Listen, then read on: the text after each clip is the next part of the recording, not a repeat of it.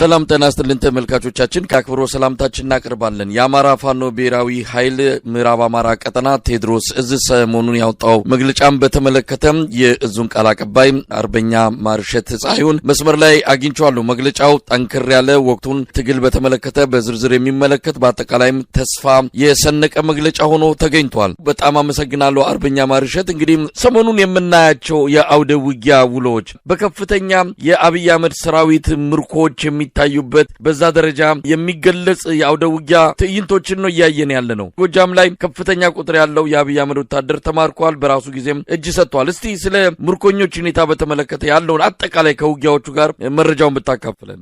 አመሰግናለሁ መሳይ፣ እንደምን አለ። እንግዲህ ከሰሞኑ በየአውደ ውጊያው እየተመዘገበ ያለው ድል አዲስ ባይሆንም እና የተለመደ ለሁለት ዓመትና ከዚያ በላይ ያስቀጠል ነው በድል የታጀበ መንገድ ቢሆንም የሰሞኑ የውጊያ ስልትና የውጊያ ውጤቶች ግን ለየት የሚያደርጋቸው በየአካባቢያችን በየአደረጃጀቱ ሰርገው እየገቡ የጠላትን ተልዕኮ ይዘው ቢሮክራሲ በመፍጠር ታጋያችን አባሉ አመራሩም ሊደርሽፑን አጠናክሮ የወትሮ ዝግጁነትን አጠናክሮ በአንድ መስመር ወደ ጠላት ብቻ ፊቱን እንዳያዞር በቢሮክራሲ በመወጠር የውስጥ አሉባልታ በመንዛት ሲረብሹ የነበሩ ግለሰቦች እየተመነጠሩ እርምጃ እየተወሰደባቸው አልፎም ያመለጡት ወደ ጠላት እየገቡ አሃዶቻችን ከሻለቃ ጀምሮ እስከ ላይ ድረስ ያሉ አሃዶች ሙሉ በሙሉ በሚባል ደረጃ እየጸዱና እየጠሩ በመሆናቸውና ፍንትው ያለ መልክ የያዘ አደረጃጀት የያዘ አቋም እየመጣ በመሆኑ የሚደረጉ አውደ ውጊያዎች ጠንካራ አመራርነት ያለበት የተናበበ የውጊያ ስልቱ ከዚህ በፊት ከነበረው በእጅጉ የተሻለ አመራርነት ያለበት የተሻለ መደማመጥና መናበብ ያለበት ሰዓትን፣ መሳሪያን፣ የሰው ኃይልን፣ መልካም ምድርን በአግባቡ የተጠቀመ መሆኑ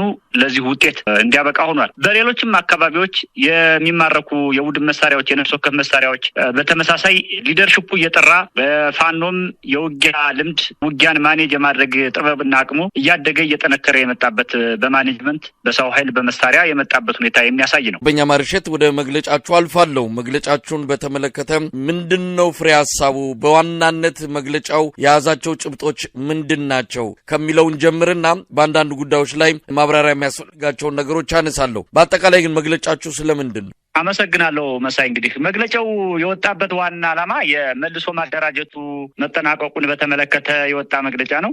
መልሶ ማደራጀት ያልነው እንግዲህ በቴዎድሮስ እዝ ከዚህ በፊት ጦርነት ከተጀመረበት ጊዜ ጀምሮ በብርጌድ ተደራጅቶ ከዚያ በ9 ክፍለ ጦሮች ተደራጅቶ ነበር አንድ እዝ ሆኖ የቀጠለውና ይህንን በመቀየር ብርጌድ የሚባለውን መዋቅር በማፍረስ ከሻለቃ ወደ ክፍለ ጦር፣ ከክፍለ ጦር ወደ ኮር፣ ከኮር ወደ እዝ የተሸጋገርንበትና እንደዚሁም ጊዜያዊ መንግስት የወረዳ አስተዳዳሪ ጊዜያዊ መንግስት አቋቁመን ህዝባችን ሙሉ በሙሉ የፍትህ የርትዕ ባለቤት እንዲሆን ፍትህ እንዲያገኝ መንግስት አቋቁመን መንግስት እየመራን ያለንበትን ሁኔታ ነው ለመግለጽ ያልነው እና ይሄ መጠናቀቁን የገለጽንበት በዋናነት ይሄ ምንድነው ዋናው ከተባለ ነጥቡ ሽግግር ያደረግንበት ነው። ካለፉት 2 ዓመታት ከምናምን አሁን ወደ ከአንድ ምዕራፍ ወደ ሌላ ምዕራፍ ሽግግር ያደረግንበት ነው።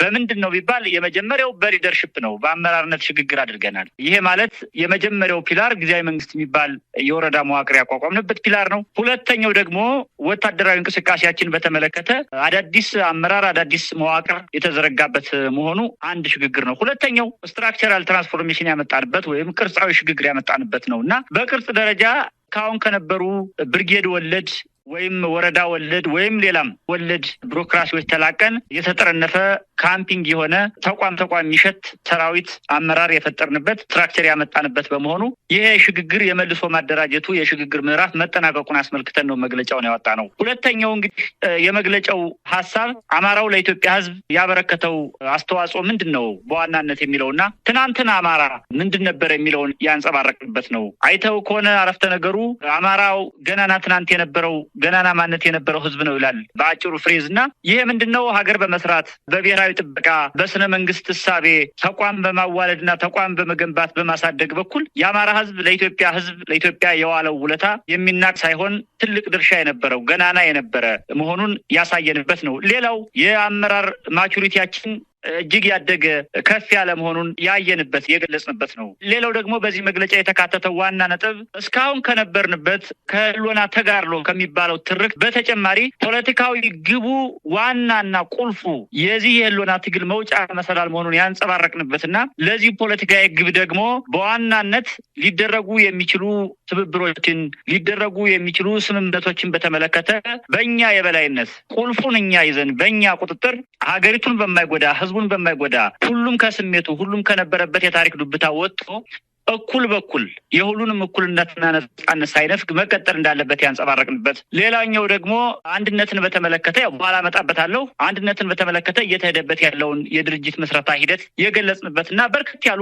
ዋናና ንዑስ ነጥቦችን ያነሳንበት ነው መግለጫው። መሳይ እንግዲህ በመግለጫችሁ ላይ የተጠቀሱ አንዳንድ ጉዳዮች አሉ። ምናልባት እዛ ላይ ማብራሪያ ይፈልጋሉ ብዬ ያሰብኳቸውን አነሳለሁ። እንግዲህ በሂደቱም የህዝብ አስተዳደርና የኃይላችንን ኃላፊነትና ግንኙነት በግልጽ በመለየት የጊዜያዊ መንግስት አስተዳደር ማደራጀት ተችሏል። መዋቅራዊ ማሻሻያውን በጥናቱ መሰረት በአብይ ኮሚቴ የተመራ ሲሆን የሥራ አስፈጻሚ ኮሚቴው የውሳኔ ሰጭነት ሚናውን በየሰዓቱ ያረጋገጠበት ውጤታማ ድርጅታዊ ስምሪት ሆኖ ተመዝግቧል ይላል። ይሄ የጊዜያዊ መንግስት አስተዳደር የሚለውን ማብራራት ከተቻለ ምን ማለት ነው? ጊዜያዊ መንግስት ማለት ያው አሁን እንደምታውቀው እኛ ቴዎድሮስ እዝ ውስጥ ቀበሌዎች ሙሉ በሙሉ በሚባል ደረጃ በእኛ ቁጥጥር ስር በመሆናቸው የጠላት ኃይል ያለው ወረዳ ከተሞች ላይ ብቻ በመሆኑ ለምሳሌ አንድ ወረዳ 30 ቀበሌዎች ካሉት ከ30 ቀበሌ መካከል 28 አካባቢ ቀበሌዎችን እኛ የተቆጣጠርን በመሆኑ ህዝባችን ያው ፍትህ ስለሚያስፈልገው መንግስት ስለሚያስፈልገው አሁን መንግስት ስለሌለ አማራ ክልል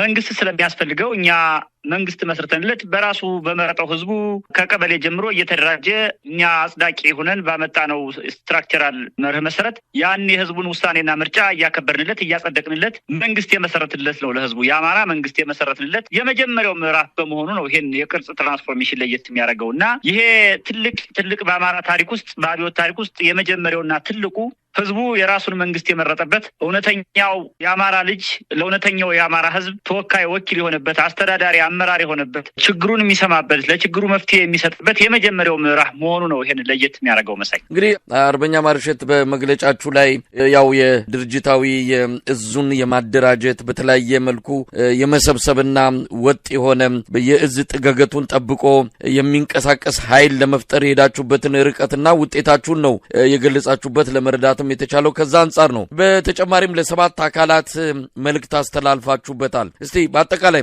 ለነማን ምንድን ያላችሁ? በዋናነት እንግዲህ መልእክቱ ፋኖነትን መጀመሪያ በጥልቀት በመረዳት ብልጽግና እንደሚሰራው ትርክት ወይም የኢትዮጵያ ፖለቲካ ከዚህ በፊት እንደነበረው ቅኝት ሳይሆን አሁን ያለው አጠቃላይ የኢትዮጵያ ፖለቲካ ነባራዊ ሁኔታ አንዱ ትልቁ የኢትዮጵያን የወደፊት የሰላም አማራጭ የወደፊት የአንድነት አማራጭ የወደፊት ብሩህ ተስፋዋን አንደኛውን ትልቁን ፒላር ወይም ምሰሶ የተሸከመው ፋኖ መሆኑን በማስገንዘብ ነው ይህን ጥሪ ያቀረብነውና በአጠቃላይ በዝርዝር ከሚሄድበት ይሄ ጥሪ በጥቅሉ ምንድነው ፋኖን በአጠቃላይ በአዎንታዊ እይታ በማየት ዓለም አቀፉ ማህበረሰብም የኢትዮጵያ ውስጥ ያሉ የትግል ድርጅቶችም ሌላውም በኢትዮጵያ ህዝብ ህልውና ላይ በኢትዮጵያ ብሔራዊ ጥቅም ህልውና ላይ በኢትዮጵያ ሉዓላዊነት ህልውና ላይ የሚያምን ሁሉ በፋኖ ፖዚቲቭ የሆነ እይታ ሊኖረው እንደሚገባና ፋኖ ጋር ያለውን ቁርኝት እንደዚሁ አጠናክሮ አዎንታዊ የሆነ ህዝባዊ መንግስት እንዲመሰረት የሚያስችል ጥሪ የቀረበበት ነው። በአጠቃላይ እንግዲህ ለአመራሮች ለዛ አመራሮች በመግለጫችሁ ላይ